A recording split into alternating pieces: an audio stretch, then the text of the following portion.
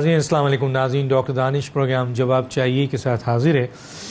नाज़रीन आज का जो मौजू है वो APC जो हुई है, मौलाना फजल रहमान साहब ने जो बुलाया था, उसमें अपोजिशन के तकरीबन तमाम बड़े अहम सियासी रहनुमा शरीक हुए और इस APC में जिससे तवक्कुआत थी, जिस तरीके से ये ख्याल किया जा रहा था, क्योंकि ये जो सियासी रहनुमा हैं इनकी जमात पार्लियामेंट में अगर मुश्तरका अपोजिशन बनता है तो बहुत स्ट्रॉन्ग जमात है, सेनेट में भी और कौमी असम्बली में भी। और अगर ये रोड स्ट्रीट की बात करते हैं, स्ट्रीट पावर की बात करते हैं, तो इनके पास वो सलाहियत भी मौजूद है। ये पूरी की पूरी मुत्तहदा अपोजिशन जो बहुत मजबूत है। आज इजलास हुआ जिसमें शहबाज शरीफ साहब, बिलावल भुट्टो साहब, जनाब मोहतरमा मरीम नवाज़ साहिबा, असफंदियार वली साहब, मौलाना फजल रहमान और दूसरे सियासी लीडर शरीक हुए जो बड़ी सियासी जमातें हैं पाकिस्तान की और अपोजिशन की। कुछ फ़ैसले हुए और कुछ बातें ऐसी हैं जिसके लिहाज से सवालिया निशान बन गए। हालांकि इस APC में ये कहा गया था कि मईशत, मिसाक़ मईशत पे वाज़े वो लिया जाएगा और जो हुकूमत के ख़िलाफ़ तहरीक चलाने वाली बात है उसके ऊपर भी फ़ाइनल फ़ैसला होगा, लेकिन वो भी क्वेश्चन मार्क है। लेकिन जो अहम फ़ैसले हुए उसमें ये हुआ कि चेयरमैन सेनेट उसको आइनी तरीके से हटाने का फ़ैसला हो गया। और हालांकि ये कोशिश भी की गई कि इस इजलास में मुश्तरका जो है इस्तीफ़ा दे दिया जाए असम्बली से। जब असम्बली से इस्तीफ़ा दे देंगे तमाम पॉलिटिकल सियासी जमातें और अपोजिशंस की, तो यकीनन बहुत बड़ा खला पैदा हो जाता।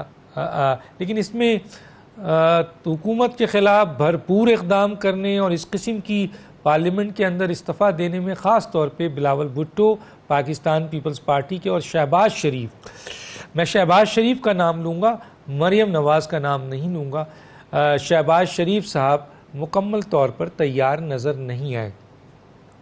इसके अलावा जो इम्पॉर्टेंट चीज़ हुई वो ये हुई कि 25 जुलाई को वो यौम स्याह मनाएंगे। वो सिलेक्शन के ख़िलाफ़ जो इलेक्शन 2018 का है, जिसे ये कहते हैं कि जी वो बड़ी धांधली हुई है।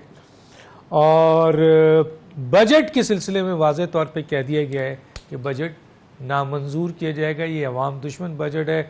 हुकूमत बैरूनी एजेंडे पे काम करते हुए पाकिस्तान को मौशी बदहाली की तरफ जानबूझ के ले जा रही है, जिससे खाना जंगी के भी हालात हैं। अगर ऐसे ही महंगाई, बेरोज़गारी और आपके गुर्बत, ये सब चीज़ें अगर इसी तरह बढ़ती रहीं, इस इशू पे बात करेंगे।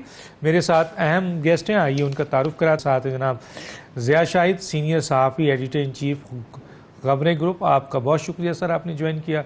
हफीज़ुल्लाह न्याजी साहब, सीनियर सहाफ़ी लाहौर, आप हमारे साथ लाहौर से हैं, आपका शुक्रिया।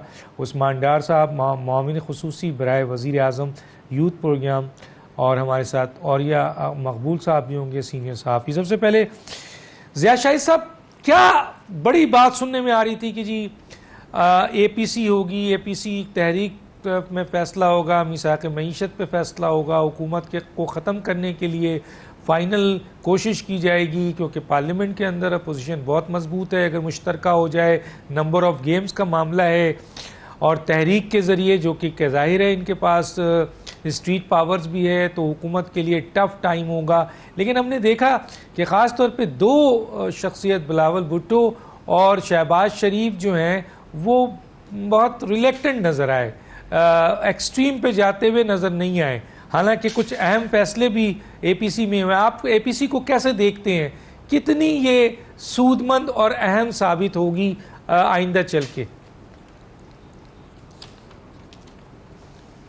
देखिए जी, मेरे ख़्याल में APC के फ़ैसलों के बारे में जो शायर ने एक कहा था, शेर कहा था कि बहुत शोर सुनते थे पहलू में दिल का, जो देखा तो कि एक कतरा खून ना निकला।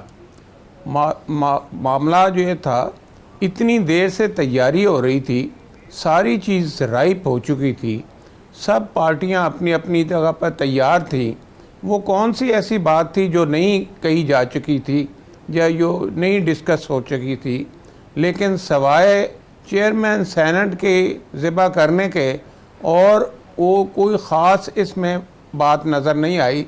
और बिलावल भुट्टो साहब ने तो एक कदम आगे जाकर ये कह दिया कि हम इन पार्लियामेंटों को चलाना चाहते हैं।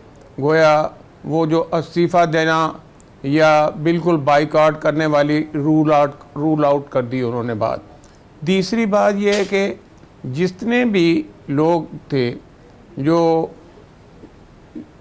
इस पे टेप का बंद तो आना था कि ये जो पेशीन लीडर हैं उनको वो रिप्रोडक्शन ऑर्डर डिमांड किए जा रहे थे, उस सिलसिले में भी कोई बहुत ज़्यादा तगो-दो का इजहार नहीं किया गया।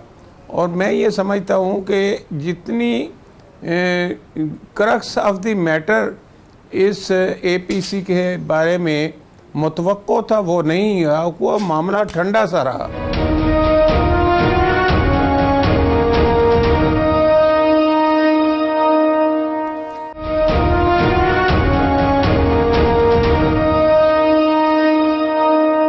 न्याज़ी साहब, एपीसी में ये बहुत ज़ोर से कहा गया है, कुछ फैसले हुए हैं, उस पर आप अपने राय देना चाहें दीजिएगा, लेकिन कहा यह गया है कि मौजूदा हुकूमत बैरूनी एजेंडों पर कारफरमा होकर पाकिस्तान को मौशी तौर पर कमज़ोर करना चाहती है और इस तरीके से सूरत हाल बना रही है कि मुल्क में खाना जंगी होने का ख़तरा है, इसलिए अपोजिशन को अपना किरदार अदा करना पड़ेगा। क्या कहेंगे सर इसके ऊपर? बहुत बहुत शुक्रिया डॉक्टर साहब। पहली तो बात है कि जैसा वो शेर ये है कि जो चीरा तो एक कतरा खून निकला। जैसा की बात से मैं बिल्कुल मुतफिक हूँ कि एपीसी के अंदर जब अपोजिशन जो है इतने करो फर के साथ इकट्ठे हुए हैं तो जो उसके अंदर एक पंच था बयानिया के अंदर या जॉइंट जो स्टेटमेंट आया है तो वो उसमें से पंच उस तरह नहीं था। ये कहना कि बिल्कुल ही नहीं था। एक बात जिसका मैं हमेशा समझता हूँ कि 85 का भी लेसन है और 77 के भी लेसन है कि असेंबलीज का बायकॉट नहीं करना चाहिए। कितने ही प्लाइंट इलेक्शन हो, कितने ही रिग्ड इलेक्शन हो, आप बिल्कुल बायकॉट ना करें, क्योंकि जब आप इलेक्शन रिग करते हैं तो ये तौहीन होती है आम वोटर्स की भी। और हमेशा ये देखा गया है कि वोटर रिटेलिएट करता है और वो रिटेलिएशन ये होती है कि सोसाइटी के अंदर आपको एक अनरेस्ट नज़र आता है, एक इर्ताश नज़र आता है, एक जिसको कहना चाहिए कि एक सुकून जो है वो छिन जाता है सोसाइटी का। ये हमेशा होता है और यही हमें हमारे जो उस्ताद थे उस ज़माने में ज़फ़र अंसारी साहब, जब हम बिल्कुल कॉलेज गोइंग थे तो 77 के इलेक्शन में तो मेरी उनसे बात हुई थी और मेरा ख्याल था कि भुट्टो साहब ने इलेक्शन रिग करना है और बिल्कुल नहीं करने देना और अपोजिशन को जो पीएनए बन चुकी थी उनको बायकॉट करना चाहिए। तो उन्होंने मुझे कहा था मेरा एक लेसन याद रखना कि जब अडल्ट फ्रेंचाइज इलेक्शन हो रहे हों, जो मर्जी कर लें, रिग कर लें, जीत जाएँ हार जाएँ, इलेक्शन में हिस्सा ज़रूर लें, कि उसके नताइज जब रिग करते हैं तो बहुत फिर उसका एडवर्स इफेक्ट होता है। आज यही वजह है कि पूरा मुल्क आपको पोलराइज नज़र आता है, पूरा मुल्क डिवाइडेड है और पूरा मुल्क ऐसे ही है कि जैसे कोई बहुत सारी जगह देते हैं कि एक ख़ास एक छोटे से तबके जो पार्टी है एक पार्टी तक महदूद होकर रह गया है। ये इदारे और एक पार्टी और वो जो ऐसे लगता है कि वो बिल्कुल एक जो है ना वो बाकी जो लोग उनके मुखालफत में वो कट ऑफ हो गए हैं और ये बहुत ख़तरनाक सूरत हाल है उस वक्त, जबकि बैन अवी सूरत हाल बहुत ख़राब है। मैं अपोजिशन की इस बात से मुतफिक नहीं हूँ कि बैन अवी एजेंडा है। इनफैक्ट बैन अवी एजेंडे से ज़्यादा हमारी जो हिरस है, जो तमा है, जो इक़्तिदार पे आने के लिए और इक़्तिदार ताकत को अपने पास रखने के लिए, उस हिरस और तमा ने जो है ना मुल्क में जो 4-5 साल जो सियासी अदम इस्तेकाम दिया है और एक मुल्क को जो एक सुकून चाहिए था जमहूरियत इक़्तिसादियात को आगे बढ़ाने के लिए, क्योंकि मैं एक हमेशा कहता हूँ जी कि दुनिया में कोई एक मुल्क बता दें मौजूदा 150-200 साल की जो हमारी जो जदीद जो सिस्टम है इसमें, या 2-2,500 साल की डॉक्यूमेंटेड ह्यूमन हिस्ट्री में कि सियासी तौर पे अदम इस्तेकाम हो और वो मुल्क जो है मुआशी तौर पे तरक्की कर सके। करप्शन के ऊपर जो है जिसका नाम नहाद नैरेटिव लेके और पूरे पाकिस्तान का बाजा जो है 70 साल से बजाया जा रहा है, लियाकत अली खान तक को नहीं बख्शा गया था, उसके ऊपर तो मैं आपको बता सकता हूं कि चाइना और इंडिया करप्शन में पाकिस्तान से कई गुना ज्यादा है, लेकिन कैश रिच कंट्रीज हैं दोनों इस वक्त दुनिया में। जितना कैश इन दोनों मुल्कों में अमेरिका के पास भी नहीं है। तो बात यह है कि लेकिन चूंकि सियासी अदम इस्तेकाम आ गया और मुआशी तौर पर इक्तिसादी तौर पर बदहाली आ गई थी, चूंकि आगे नहीं बढ़ सके थे, तो उसके नतीजे के अंदर पाकिस्तान को जो मईशत इस हुकूमत को मिली है ऐसी ही मिलनी थी। अब ये रोना जी कि ये क्यों मिली है, ये ऐसी मिलनी थी, मिलती रहती है मीशत तकरीबन बदकिस्मती से हर हुकूमत को मीशत ऐसी मिलती है। और पाकिस्तान जब बना था डॉक्टर साहब, उसकी मीशत देख लें, मैं अभी पिछले दिनों वो डॉक्यूमेंट्स पढ़ रहा था, अब हैरान रह जाएंगे कि फूटी कोड़ी नहीं थी मुल्क के पास, इतनी थी कि हर चीज उससे पहले सैलाब आ चुके थे 47 में, मशरक़ी पाकिस्तान के अंदर सैलाब आ चुके थे, वहां चावल नहीं था या गंदम नहीं थी, इस हालत में मुल्क। लेकिन एक तकरीर लियाकत अली खान की या क्या याद मोहम्मद अली जना की दिखा दे जिसमें उन्होंने ये रोना रोगा, क्योंकि मुस्बित सोच के साथ उन्होंने देखा कि इन्हीं पाबंदियों में से, इन्हीं मुश्किलात में से राह अमल कैसे तलाश करनी है। तो जो सूरत हाल है मुआशी, मैं आपको ये बता दूं कि अल्लाह ही निकाले खाकम बदान, ये मुआशी सूरत हाल जितनी मर्जी ये मुस्बित सोच लें, जितनी मर्जी अपने आप को दिलासे ले लें, किसी ट्रांस में, किसी खुमार में, किसी नशे में आके अब ये सोच लें कि हालात ठीक हो जाएंगे, अल्लाह करे ठीक हो जाए, लेकिन मेरी बात लिख लें कि 3-4 महीने बाद हालात इंतहाई दगर्दू होंगे, हमारी मीशत बहुत खराब होगी और IMF को इससे कोई गर्ज नहीं खराब होगी।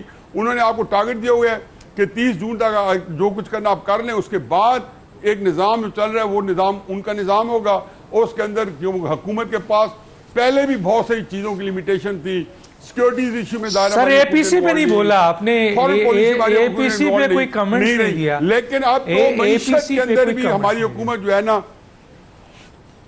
आपका सवाल चूंकि APC पे कोई कमेंट तो मैं ये बताता हूँ जी कि APC के अंदर मैं एक समझता था कि इनको एक काम करना चाहिए था, और वो ये कहना चाहिए था कि इनको जोरदार तरीके से कहना चाहिए था कि 2018 के इलेक्शन के ऊपर जुडिशियल कमीशन कायम हो और जो कुछ उसके हक़ाइक़ कौम के सामने रखे, खुदा गवाह कि आपका मुल्क अगले 10-20 सालों में ठीक हो जाता।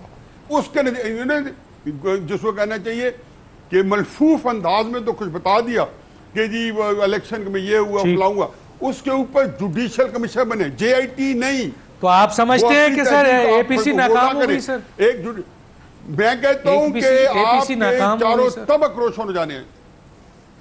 नहीं नाकाम, अपोजिशन के जो बहुत बड़ी बैठक थी वो नाकाम नहीं होगी सर?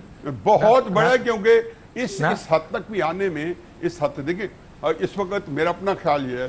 ठीक है सर, ठीक है, बहुत शुक्रिया। मैं जरा भंडार साहब के पास जाने से पहले मैं ज़रा एक छोटे से ब्रेक पे जाऊंगा और फिर उस्मान डार साहब के पास एक सवाल लेकर आता हूं। पहले ही बता देता हूं, उस्मान डार साहब APC का बहुत मजबूत अपोजिशन थी, बैठे भी साथ और पार्लियामेंट के अंदर भी बहुत मजबूत है, बाहर भी बैठे, लेकिन सर आपने ऐसा क्या कर दिया हुकूमत ने कि वो बहुत ही APC तकरीबन हम समझ रहे हैं नाकाम हो गई APC। हुकूमत ने क्या ऐसा रोल अदा किया है जो मैंने ब्रेक के बाद पूछना है सर। एक छोटा सा ब्रेक पे वापस आते हैं।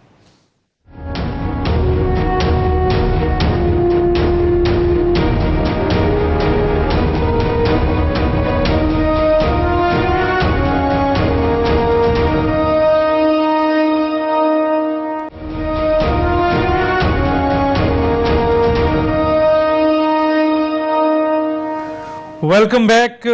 यकीनन पाकिस्तान ने जो क्रिकेट वर्ल्ड कप का ये मैच जीता है और सेमीफाइनल की तरफ कामज़न हो गए हैं, यकीन पूरे पाकिस्तानियों को मुबारकबाद हो। उस्मान डार साहब, हम अपना प्रोग्राम आप शुरू करते हैं दोबारा वहीं से। मेरा जो सवाल था सर वो ये है कि जी APC अपोजिशन पार्लियामेंट में भी बहुत मजबूत है, तकरीबन करीब नंबर ऑफ गेम है, पार्लियामेंट के बाहर भी बहुत मजबूत है, और ये मुत्तहदा अपोजिशन के बारे में ख्याल था कि अगर APC होती है तो ये एपीसी अगर मुत्तहदा अपोजिशन बैठ गई एक जगह तो ये हुकूमत को बहुत टफ टाइम देगी। लेकिन सर ये क्या हुकूमत ने ऐसा किया सर कि ये एपीसी में आने वाली तमाम बड़ी सियासी जमातों में की मौजूदगी के बावजूद हवा निकल गई सर एपीसी से? देखिए डॉक्टर साहब, एपीसी तो नाकाम हो गई है, लेकिन मैं आपको और पूरी कौम को मुबारकबाद देना चाहता हूं पाकिस्तान की टीम की कामयाबी पे कि उन्होंने न्यूजीलैंड के खिलाफ कामयाबी हासिल की है। तो अब बात कर लेते हैं एपीसी के ऊपर। देखें, ये जो मुत्तहिदा अपोजिशन है, जो बज़ाहिर मुत्तहिद नजर आती है, अंदर से ये मुत्तहिद नहीं है, चूंकि इनके अपने अपने जाती मफादात की डॉक्टर साहब जंग है। पहले तो आप पीएमएलएन को ही देख लें, मरियम सफदर साहिबा का बयानिया अलग है, शहबाज शरीफ साहब का बयानिया अलग है। कोई कहता है असेंबली में से इस्तीफे देने की बात करता है, कोई रिग्ड इलेक्शन की बात करता है।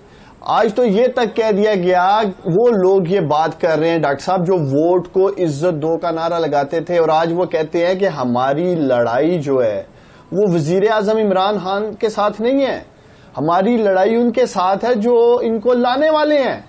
तो मैं सवाल उठाता हूं कि वजीर आजम इमरान खान साहब को तो 1,70,00,000 पाकिस्तानियों ने वोट दिया, वो लेके आए इन्हें। तो क्या इनकी जो मुत्तहिदा अपोजिशन की लड़ाई है ये पाकिस्तानी अवाम के साथ है जो उनको लेके आए हैं, या ये फिर दोहरा म्यार है वोट को इज्जत दो का जो ये एक बयानिया बिल्ड करते रहे माजी में? मौलाना फजलुर रहमान जिन्होंने ये सारी मेजबानी की, उनका मैं कर्ब समझ सकता हूं डॉक्टर साहब। वो अपने हलके में दोनों सीटों से वो हार गए, क्योंकि उनकी सियासत की दुकानदारी बंद हो चुकी है। इसलिए वो तो चाहेंगे कि ये सारी जमहूरियत लपेटी जाए, और वो पीएमएलएन और पीपल्स पार्टी को और मुत्तहिदा अपोजिशन को इस्तेमाल करते हुए अपनी सियासत की दुकानदारी चमकाने के लिए ये सारा सियासी थिएटर लगाने की कोशिश की गई। इनकी नीयत साफ नहीं है, इसलिए ये नाकामी आप जो बात कर रहे हैं एपीसी नाकाम हो गई है, क्योंकि ये अपने अपने मफादात क्या हैं। आप तारीख उठा के देख लें पीएमएलएन की, इन्होंने हमेशा अपनी डील की, अपने मफादात को सामने रखा और साइड से ये निकल लिए। इस चीज को भी मद्देनजर रख रही है एक एक जमात जब ये लोग आगे बढ़ रहे हैं। आप बताएं किसी सतह पे आज इस एपीसी में ये बात की गई हो कि पाकिस्तान में करप्शन की रोकथाम कैसे होगी? अगर इनको हाई पावर्ड कमीशन में अगर इन्होंने कोई ऐसी 24,000 अरब के फंड्स में कोई गड़बड़ नहीं की, कोई लूटमार नहीं की, तो इनको खुश होना चाहिए। इनका परफॉर्मेंस ऑडिट होने जा रहा है। अगर इनके हाथ साफ हैं तो फिर क्यों घबरा रहे हैं ये उस हाई पावर्ड कमीशन से?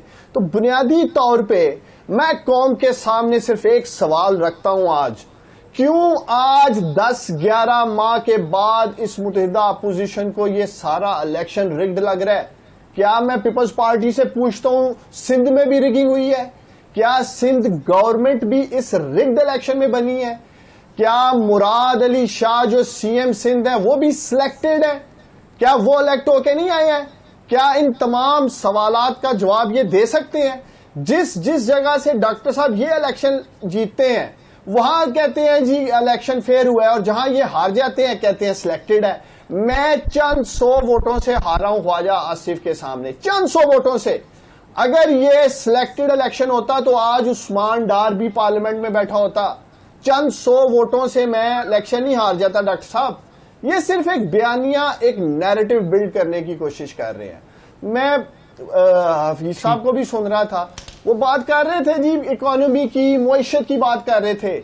मैं इन सब से कहता हूं कि कुछ खुदा का खौफ करें, अब सब इस कौम पे तरस करें। कहां 6,000 अरब डॉक्टर साहब 60 सालों में इस मुल्क में लगता है 6,000 अरब। मैं सवाल उठाता हूं, हफीज साहब से ही पूछता हूं, क्या इन 60 सालों में 6,000 अरब के कर्जे लेके पाकिस्तान में तरक्की नहीं की गई थी? क्या पाकिस्तान में हॉस्पिटल नहीं बने थे? क्या सड़कें नहीं बनी थी? क्या मोटरवे नहीं बनी थी? क्या यूनिवर्सिटीज नहीं बनी थी? क्या पाकिस्तान का इंफ्रास्ट्रक्चर 60 साल में खड़ा नहीं किया गया 6,000 अरब के कर्जे के साथ? और इन लोगों ने 10 साल में 24,000 अरब का कर्जा लिया। कौन सा इंफ्रास्ट्रक्चर इन्होंने खड़ा कर दिया? कौन सी दूध और शहद की नदियां बहा दी हैं इस मुल्क के अंदर? कितनी गुर्बत नीचे आई है? कितने हॉस्पिटल ठीक कर दिए लोगों ने? कितनी नई यूनिवर्सिटीज खड़ी कर दी हैं? असल इनको तकलीफ ये है कि आज पाकिस्तान को एक ईमानदार लीडर वजीर आजम इमरान खान की शक्ल में मिला जो इनका एहतसाब हो रहा है। आज से पहले एहतसाब नहीं हुआ। आज से पहले इस मुल्क में मुकमका हुआ है डॉक्टर साहब। हर डिक्टेटर के साथ इन्होंने मुकमका किया है, एनआरओ किया है इन दोनों जमातों ने। ये किस मुंह से कहते हैं कि हमारा एहतसाब किया परवेज मुशर्रफ ने? रात के अंधेरे में 10 साल का मुआहदा करके मियां नवाज शरीफ मुल्क से भाग के अपने बावर्ची तक साथ ले गए। किस तरह ये क्लेम करते हैं? इसलिए इनको असल तकलीफ ये है कि वजीर आजम इमरान खान जो पिछले 35-40 साल का मैं समझता हूं एक करप्ट टोला, आपने कहा ना हमने क्या किया है डॉक्टर साहब, हमने सिर्फ एक काम किया, हमने इस कौम की आंखें खोल दी हैं। मेरा लीडर, मेरा कप्तान वजीर आजम इमरान खान 22 साल से कह रहा था ये दोनों जमातें अंदर से मिली हैं। हमने सारे का सारा करप्ट टोला एक तरफ कर दिया है, इनको एक्सपोज कर दिया है। अब ये अपनी करप्शन बचाओ सारी तहरीक चलाना चाह रहे हैं। अवाम के मफादात का इनको कोई दर्द नहीं है डॉक्टर साहब।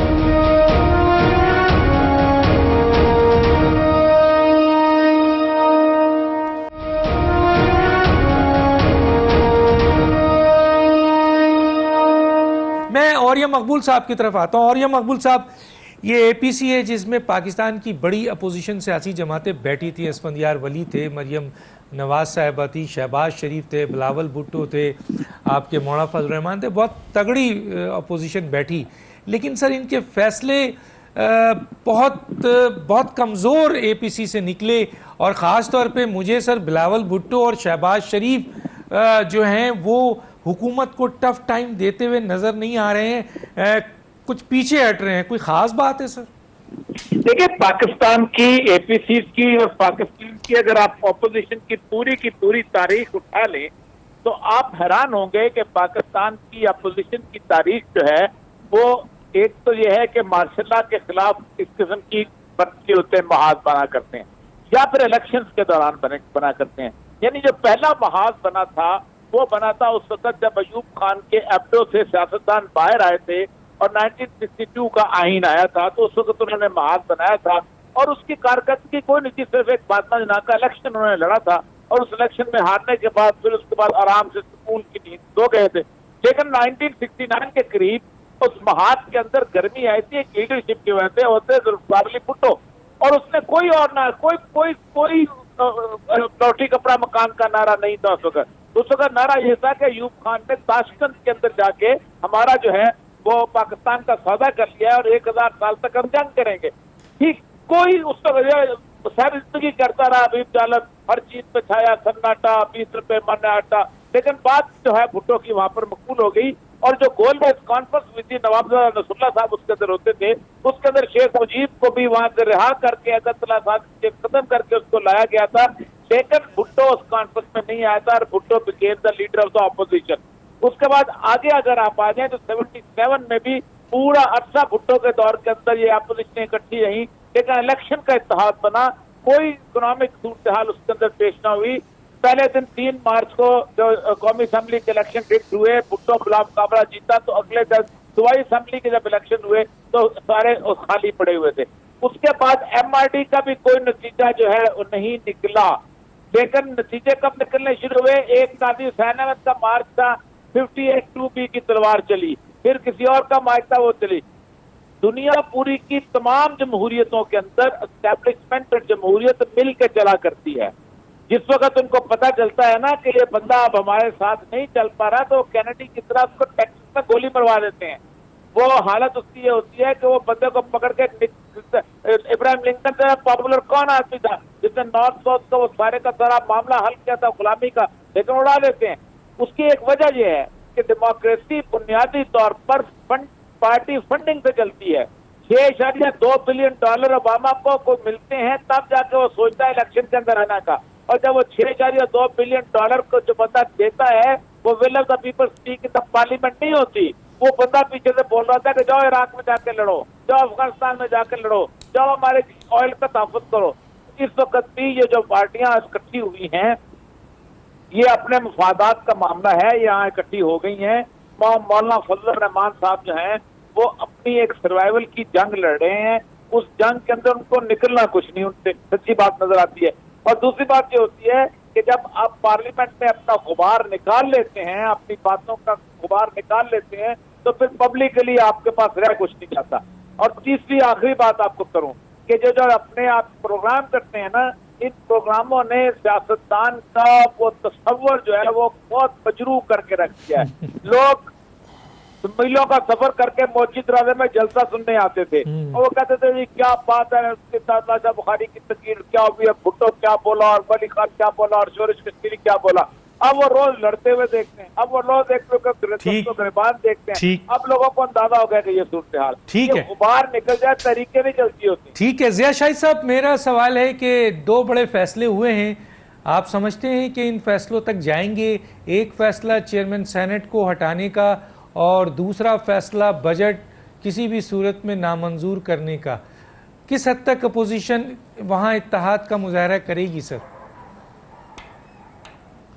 देखिए, पहले मैं आपके सवाल के दूसरे हिस्से का जवाब दूंगा, इसलिए कि मैं अब तक सोच रहा था, मेरे सारे भाई जो थे उन्होंने बड़ी ज़बरदस्त गुफ्तगू की, लेकिन मैं ये सोच रहा था कि APC में सबसे ज़्यादा मौजू बहस पाकिस्तान के अवाम होने चाहिए थे, जो मईशत में बुरी तरह पिस रहे हैं।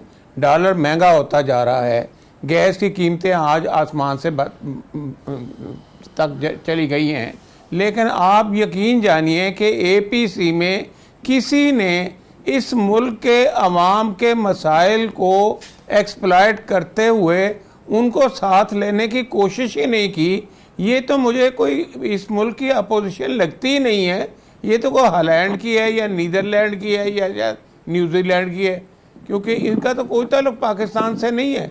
आप ज़रा गली मोहल्ले में जाके अभी आप निकलते हुए किसी दुकान पे खड़े हो जाइएगा सिगरेट की, तो ज़रा जो 2-4 लोगों से बात कर लीजिएगा तो आपको अंदाज़ा हो जाएगा कि APC के बारे में कोई बंदा बात करता है या लोग ये कहते हैं कि जी गैस इतनी महंगी हो गई है।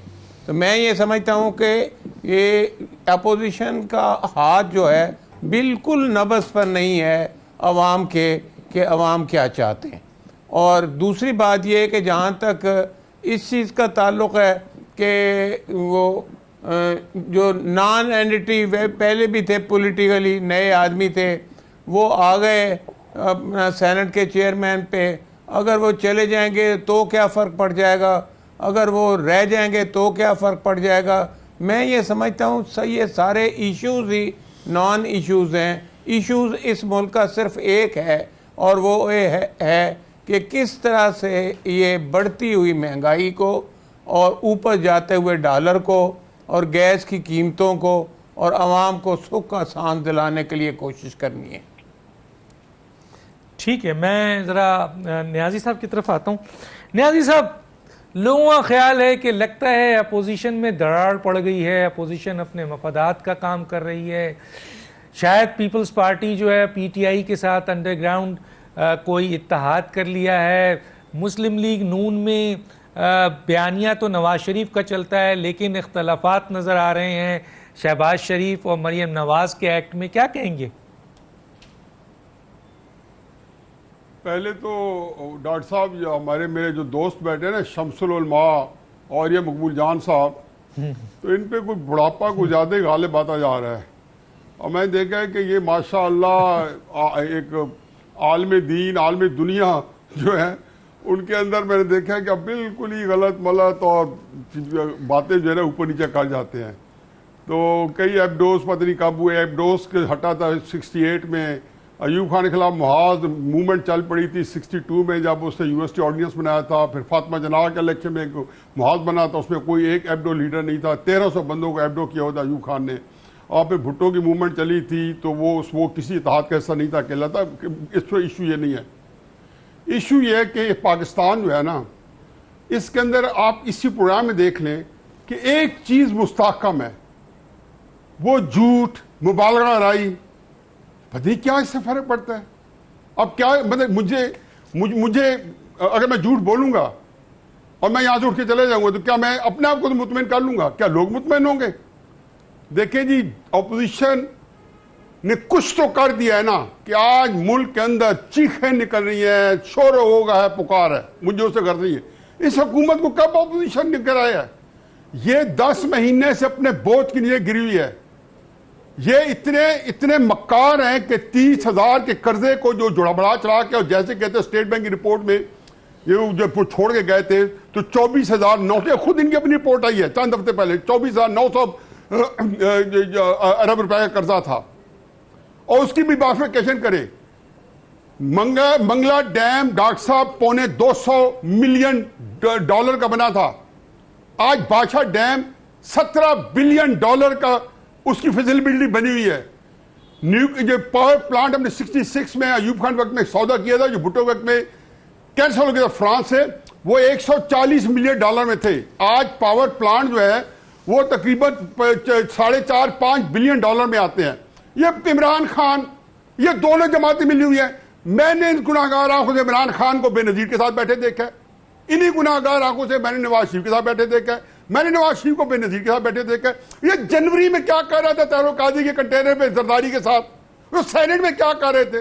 ये उमर डार में बेचारा हमारा छोटा भाई है, ये शख्स सन बलूगत में नहीं था, इसे नहीं पता क्या क्या करतूत कर रहे थे।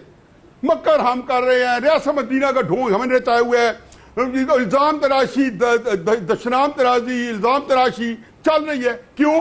क्योंकि वो माल है नहीं। डॉक्टर साहब खुदा गवाह है कि जब आपके पास करने को बहुत कुछ हो, लेकिन 12,000 मेगावाट बिजली आपने दिया, गलत किया, सही किया, और क्या ऐसे कोई कमीशन बनाता है?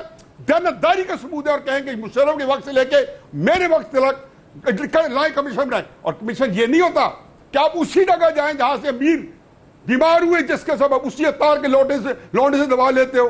इनको मजा आ गया जीआईटी से, क्योंकि जीआईटी ने तकवीत दिया इनको, और इस मुल्क को बर्बाद करके रख दिया। लेकिन एक अच्छी अलामत है, फॉर द रॉन्ग रीजन, वो पाकिस्तान के लिए, कि ये जिस ट्रेंस में है यकदम पता चलेगा कि इनके साथ वारदात क्या हो गई है।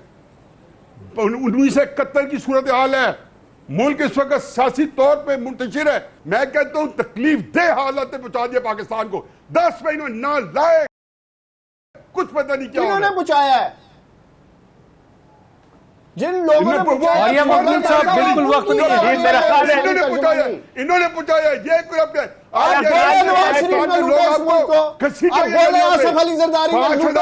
साहब दे दें 5,000 जो बाबा रवान कितने का इसी के बारे में आप मुझे बताते थे। डॉक्टर साहब प्रोग्राम रखे, साबित करें कि हमने 5,000 रुपए कर्जे लिए हैं, धोखा दे रहे हो, 30,000 अपने आप को धोखा दिया। आप कल प्रोग्राम हो रहे हैं साथ मेरा, क्यों जिल्लत खुआरी बन चुकी है, भागने नहीं दूंगा, इसलिए बन चुकी है। डॉक्टर साहब कल प्रोग्राम होगा आपके जो साथ, कुछ है ये साबित करें हमने 5,000 रुपए कर्जे लिए हैं। बाफी के साथ और ये साहब वक्त खत्म हो गया, क्रिकेट मैच में काफी टाइम ले लिया था। झूठ मैं तमाम मेहमानों का शुक्रिया अदा करता हूँ।